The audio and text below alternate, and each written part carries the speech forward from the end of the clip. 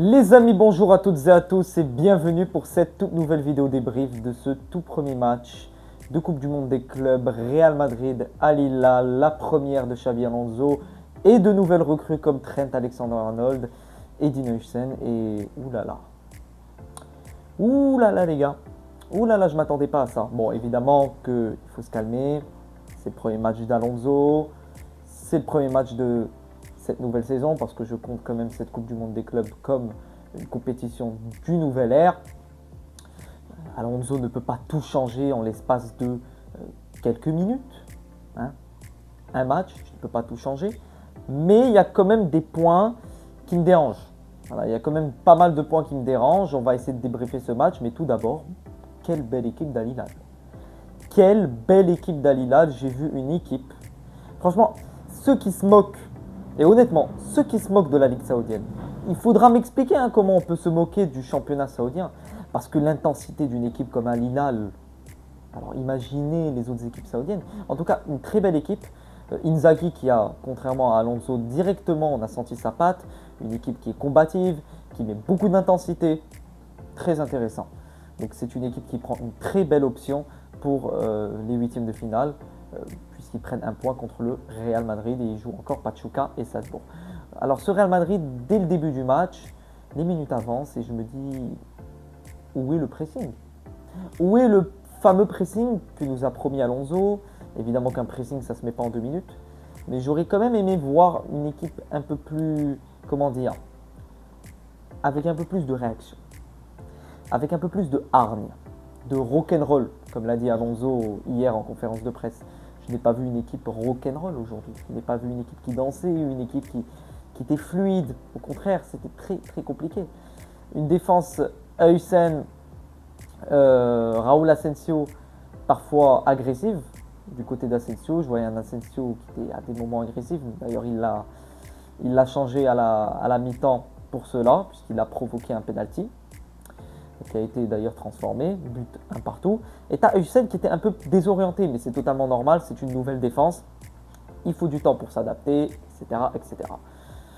Donc cette attaque, Gonzalo Garcia. Alors déjà, c'est très beau qu'un entraîneur, c'est ton tout premier match et tu viens. Certes, il y a eu cette indisponibilité de Kylian Mbappé puisqu'il a eu de la fièvre ou quelque chose comme ça. Donc il a décidé de titulariser Gonzalo Garcia, qui est l'attaquant de la Castilla, qui est certes un attaquant avec beaucoup d'avenir. Il le titularise, il marque. Et au-delà de marquer, il provoque beaucoup d'actions de la tête. Et c'est peut-être lui le fameux numéro 9 qu'on a besoin de la tête. Pourquoi aller dépenser encore des milliers, voire des millions d'euros pour un attaquant, sachant que tu cherches un profil un peu neuf, un peu pivot, un peu joueur qui sait reprendre la tête, alors que tu as du Gonzalo Garcia. Tu auras du Mbappé, du Endrick et du Gonzalo Garcia. Je ne vois pas pourquoi tu irais chercher par exemple un Boudimir, à part si ils ont en tête d'aller prêter Endrick. Mais attention les amis, comme je vous l'ai dit, il ne faut pas juger Alonso dès le premier match. Il ne faut pas abuser quand même. Tu ne peux pas aller changer une équipe qui n'a eu aucune tactique, et je pèse mes mots, aucune tactique au cours des 5 dernières années. Au cours des 5 dernières années, tu gagnais des matchs. L'après Ronaldo, tu gagnais des matchs. Mais tu gagnais des matchs avec la hargne, avec la condition physique. C'était peu tactique. C'était plutôt mental, une confiance. Vous voyez ce que je veux dire? Donc c'est la toute première fois que tu auras une équipe qui devra s'adapter à une tactique et à un style de jeu spécifique. Chose qui ne se fait pas en 2 jours. Ça va prendre beaucoup de temps. Alors je ne sais pas combien ça va prendre de temps, mais ça va prendre énormément de temps pour Xabi Alonso de reconstruire cette équipe.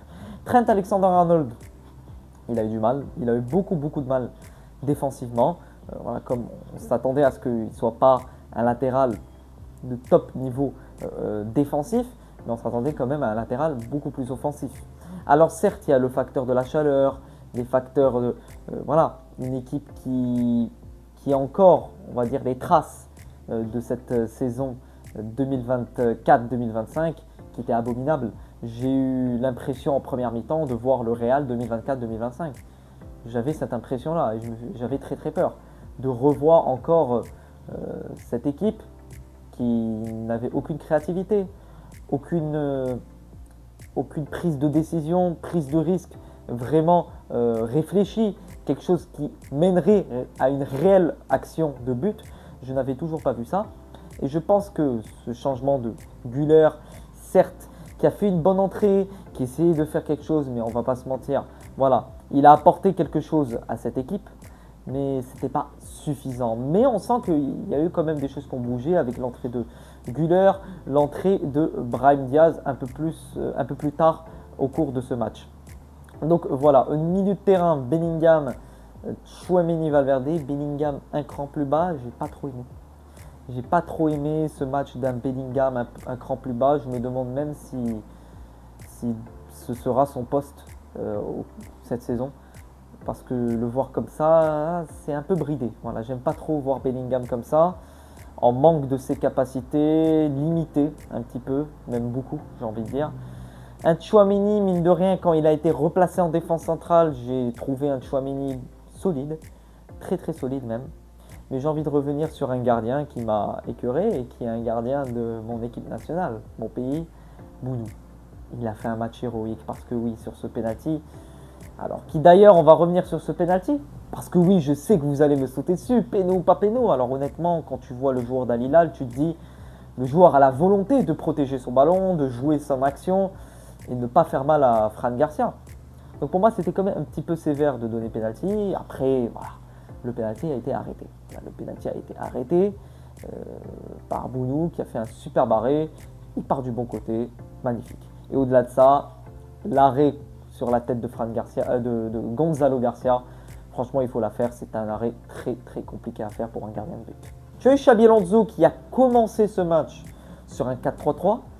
Qui est pour moi un dispositif qu'il faudra petit à petit abandonner. Parce que voilà, le fait d'avoir 3 minutes de terrain ne fait pas grand chose, surtout avec les profils que tu as dans ton équipe. Valverde et Tchouaméni déjà, c'est beaucoup plus physique que créatif. Créatif, tu as du Güler, du Bellingham, à condition qu'il joue un cran plus haut, parce qu'un cran plus bas, je vois qu'il ne propose pas réellement ce qu'on veut. Voilà. Ce n'est pas le profil de joueur qui ira jouer un cran plus bas, faire le ménage au milieu de terrain, essayer de faire circuler le ballon et de balancer vers l'avant, ce n'est pas son profil. C'est un joueur qui aime se projeter, qui aime apporter offensivement et qui ne sera pas là pour vraiment être dans l'ombre de l'équipe. C'est pas un Kroos, il ne pourra pas aller chercher ça, donc c'est pour ça que pour moi, il serait légitime d'aller chercher quand même un milieu de terrain après la Coupe du Monde des clubs, pourquoi pas un Angelo Stiller, justement. L'entrée de Vasquez Vasquez, heureusement qu'il quitte. Voilà, merci pour tout évidemment, tout comme Luka, tout comme on l'a fait avec Ancelotti. Mais il y a un moment où il faut dire stop parce que franchement ce n'est pas un latéral du niveau du Real Madrid. Et il faudra aller vite recruter sur cette zone-là parce que voilà, tu as besoin de grands latéraux pour aller chercher des titres. Et pour moi, Lucas Vasquez ne fera pas l'affaire. Donc pourquoi pas aller sur un Carreras ou aller sur une autre piste, pourquoi pas si ça ne se fait pas. Mais en tout cas, ça sera un poste à améliorer. Une deuxième mi-temps où tu as eu quand même un Real Madrid qui était beaucoup plus réactif. Un Real Madrid qui essaie de proposer beaucoup plus de choses, qui était un peu dans de belles transitions. D'ailleurs, on va revenir sur ce but en première mi-temps de Gonzalo Garcia. Une très très belle action, une très très belle transition. Au départ, c'est Gonzalo Garcia qui récupère le ballon. C'est Gonzalo Garcia qui récupère le ballon. Puis tu as Vinicius qui décale. Tu as cette magnifique passe de Rodrigo à la fin. Je me dis même que Rodrigo, peut-être sous Xabi Alonso, avec une certaine confiance, ça pourra faire très très mal cette année. S'il est bien encadré et bien utilisé, ça pourrait faire très très mal. Et ce but de Gonzalo Garcia mérité, puisque c'est un joueur qui mérite une place au Real Madrid, qui mérite du temps de jeu, parce que franchement, c'est un attaquant d'avenir. Et je ne vois pas pourquoi tu irais aller chercher, encore une fois, je le redis, un numéro 9, alors que tu as déjà un numéro 9 comme Gonzalo Garcia qui peut vraiment faire l'affaire. Vinicius, je ne l'ai pas trouvé bon. Voilà. Toujours le Vinicius sur ses décisions qui n'est pas fluide, qui n'est pas sûr de ses décisions. Certes, il essaye de déstabiliser, voilà, mais ce n'est pas ce qu'on demande d'un Vinicius. On demande beaucoup plus, les gars. On parle d'un joueur où l'année d'avant, il était top 1, normalement, ballon d'or. Est-ce que vous vous rendez compte? Donc, ce n'est pas un joueur qu'on va traiter comme un ailier, par exemple, de Crystal Palace, avec tout le respect que j'ai pour eux. Vous voyez ce que je veux dire? Donc c'est pas comme ça qu'on veut voir Vinicius, on veut voir un Vinicius décisif, un Vinicius chirurgical et clinique au niveau de ses actions et de sa finition. Parce qu'il y a certaines actions de tir où il peut largement faire mieux, voire même faire la passe s'il a le sentiment que ça ne mènera pas à un but. C'est là où je vous dis qu'il y a quand même beaucoup de choses à améliorer dans cette équipe, des choses au niveau de la construction du jeu. Voilà, on voit que la patte de Xabi Alonso ne s'est toujours pas mise de manière totale, j'ai envie de dire. Et les transitions, à part le but, il y a encore des choses à améliorer. Comment animer cette attaque? J'ai hâte de voir Kylian Mbappé en attaque, j'ai hâte de voir parce que franchement, sa place, on le sait, Mbappé a sa place dans cette équipe et on l'a vu ce soir. Donc j'aimerais bien voir Kylian Mbappé sous Xabi Alonso, bien encadré et pas au bout d'un match, au bout de plusieurs matchs. J'ai envie de voir ce Real Madrid évoluer. Parce que je ne peux pas juger Xabi Alonso dès le premier match. Je suis désolé, je vois certains sur les réseaux venir cracher sur Alonso dès le premier match, à moins qu'il se fout de la gueule du monde, pourquoi pas. Mais franchement, il faut arrêter. Tu viens de ramener l'entraîneur. Un entraîneur, pour qu'il vienne construire sur une équipe qui n'a jamais eu de tactique, c'est très compliqué. Contrairement à un entraîneur qui avait déjà des joueurs, mais qui n'arrivait pas à instaurer une certaine confiance. C'est différent. Par contre, les amis, voilà, je dis par contre, il y a un mais.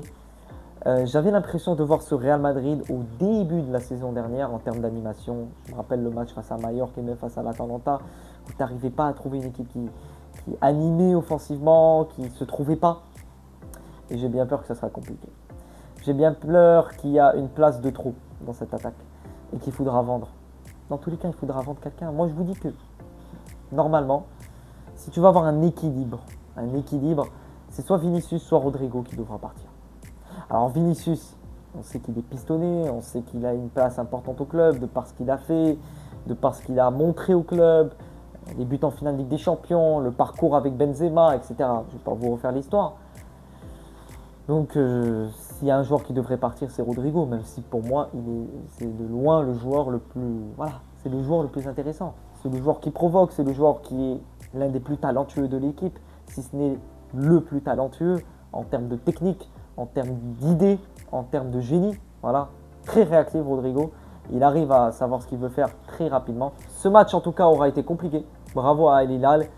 Le Real Madrid qui rate ce penalty. Voilà, c'est un penalty arrêté par Bono. C'est différent. Arrêté par Bono. Le Real Madrid ne mérite pas de gagner. Voilà, le Real Madrid ne mérite pas de gagner. Je ne vais pas venir vous dire comme quoi le Real mérite de battre cette équipe d'Al Hilal 4-0. Non, le Real mérite ce résultat. Ça permettra de les réveiller un petit peu parce que ce week-end, c'est Pachuca et on a intérêt à voir quelque chose de plus beau. Voilà, j'ai envie de voir du jeu. J'ai envie de voir un pressing. J'ai envie de voir une construction. J'ai envie de voir une équipe qui progressivement se met en place, se met à jour après ce qu'on a vécu l'année dernière. Bref, j'espère que ça se passera comme ça. En tout cas, j'espère que ce tout premier débrief de ce tout premier match de Coupe du Monde des clubs vous aura plu. Sur ce, n'hésitez pas à liker, vous abonner, commenter, dites-moi ce que vous pensez des débuts de Xabi Alonso. On se retrouve ce week-end pour Real Madrid Pachuca. Et sur ce les gars, à vie pour toujours. À la Madrid, in Adamas.